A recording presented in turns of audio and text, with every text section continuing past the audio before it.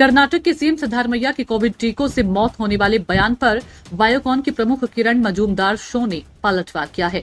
उन्होंने कहा कि सीएम का दावा तथ्यात्मक तौर पर पूरी तरह से गलत और भ्रामक है। सिद्धारमैया ने कहा था कि हासन जिले में हाल ही में हुई दिल के दौरे से मौतें टीकाकरण अभियान से जुड़ी हो सकती है।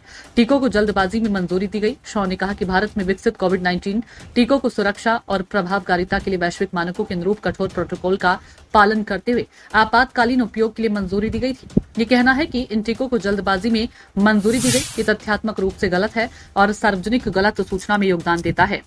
फार्मा कंपनी बायोकॉन की कार्यकारी अध्यक्ष शो ने कहा कि इन टीकों ने लाखों लोगों की जान बचाई है और सभी टीकों की तरह बहुत कम संख्या में व्यक्तियों में दुष्प्रभाव हो सकते हैं। पूर्वव्यापी दोषारोपण में संलग्न होने के बजाय उनके विकास के पीछे विज्ञान और डेटा संचालित प्रक्रियाओं को स्वीकार करना चाहिए।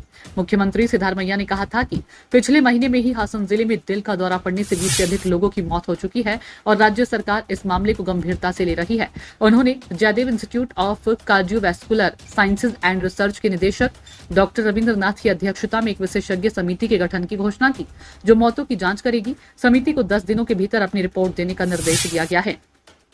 सिद्धारमैया ने कहा था कि इस बात से इनकार नहीं किया जा सकता है कि कोविड वैक्सीन को जल्दबाजी में मंजूरी देना और जनता को वितरित करना भी मौतों का एक कारण हो सकता है, क्योंकि हाल ही में दुनिया भर में कई अध्ययनों ने संकेत दिया है कि कोविड टीके दिल के दौरे की बढ़ती संख्या का कारण हो सकते हैं।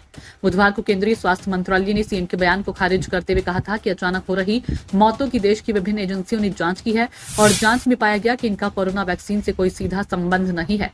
आईसीएमआर और national centre for disease control ने भी अपने अध्ययन में इसकी पुष्टि की है। सरकार ने कहा कि कोरोना वैक्सीन सुरक्षित और प्रभावकारी है और इसके दुर्लभ ही किसी पर गंभीर परिणाम दिखे हैं।